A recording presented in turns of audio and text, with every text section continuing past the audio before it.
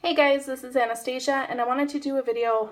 I think I may end up doing a series, but for right now I wanted to do a video on my altar, how I cleanse and then repurpose an altar or rededicate an altar. Basically, whenever you have an altar that perhaps you have to take down, I know I just recently had to, I'm sorry, my hand is shaking like mad. I had to take this altar down for cleaning. So now that I am ready to rebuild it, I want to make sure any energies that it came in contact while it was bare get kind of taken away, and then reconsecrate it for my patron god Cernunnos. So this is my Cernunnos altar. What I have going on here, well, first I do want to say my Cernunnos altar sits in the entrance of the apartment. When you open the door, it's the first thing you see. My reasoning for this placement, I have thought of it, is Cernunnos is my patron god. He is my protector. So as such, I want him to be right there in the forefront. If any energies come in that should not be there, if any person comes in that should not be there, if anything comes in and it should not be here, I want him to be in the forefront, ready to protect me and my dwelling and those that reside within. So, he also is seen as a prosperity god or a god of abundance. I do very much relate him to that as well. It's a traditional correspondence, but I do connect to that. So, I once heard and it resonated with me. So for me, it's true. When you have a prosperity altar, you want it towards the entrance of your home, because you want it to be bringing in that wealth, bringing in that prosperity, bring in that abundance. So that is why I chose this area to be his altar. So what I have going on here in this setup is in the center of this little makeshift crystal grid I have my sacred space incense going. It is loose incense that I handcrafted. It has all sorts of good stuff. We've got some Palo Santo, amber resin. We have angelica root. We have basil, sage, some lavender, I think some lemon peel. All of those are really great for cleansing as well as bringing in positivity while repelling negativity. So that's kind of what it's set to do. I do also have frankincense resin in there. I do want to say when you're working with a space or an item that either perhaps you don't know what energies it's come into contact with. So if you buy something at an antique shop or at a thrift store and you're just not sure where it's been, what it's gone through, frankincense resin is awesome. It neutralizes all previous energies and kind of brings it back to zero. So I also use it with cleansing an altar. If I had to take down an altar, if I have to switch it up. So like if I decided, this has been my Cernunnos altar, but now I want it to be my hell altar. Okay, I need to frankincense the crap out of this to get his energies out and neutralized so that I can bring in hells. So here, I'm not dedicating it to another deity or another function or another energy. It is still for Cernunnos, but I'm not sure what energies may have come in contact with it.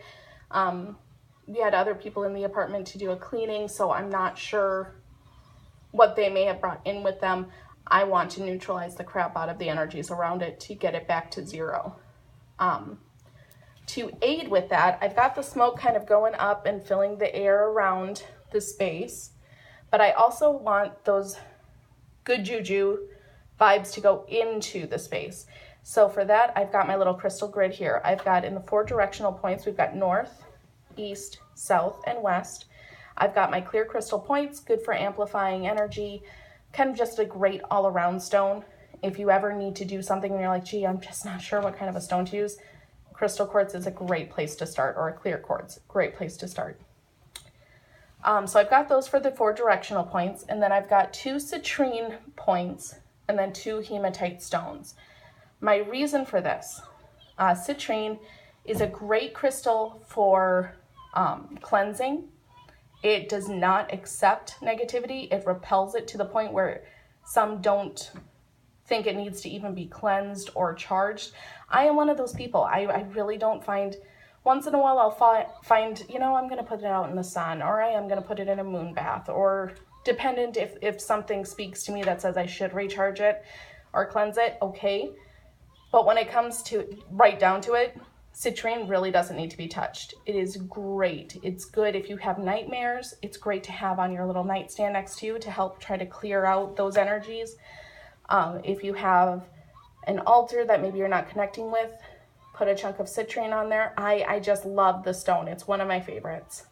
So I have that to kind of help with getting the bad juju out and bringing the good juju in. And then we've got a couple of hematite points. Now the hematite is something that is a very grounding stone. So it also helps to repel negativity and get that out of there.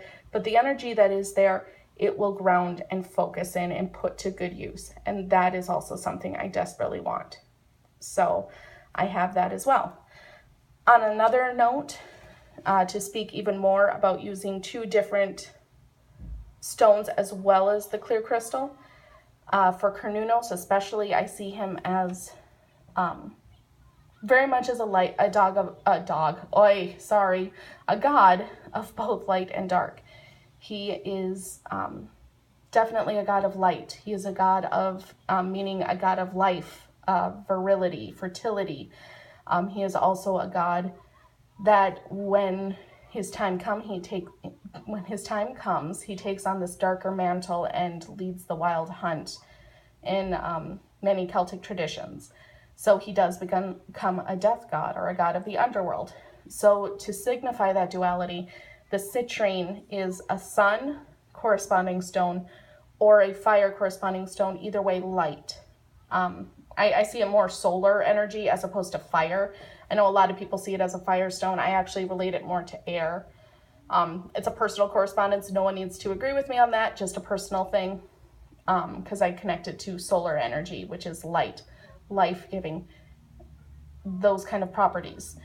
And then the hematite is very much an earth stone, so it connects kind of to that darker energy. In a way, I hate using the phrase darker energy, but y'all know what I mean. It connects more to that underworld mantle that he takes on halfway through the year. So I like using the clear crystal because it just encompasses all of his energy, but then we do have that little nod to his dual nature of light and dark. So yeah, I'm gonna let that kind of sit for a bit, and then I will consecrate this altar for Cernunnos, and I will show you how I do that in the next video. So I just remembered a couple people saying they wanted to see how I set up altars and such. This is the first start of any altar setup that I do, is a cleansing and neutralizing of energy.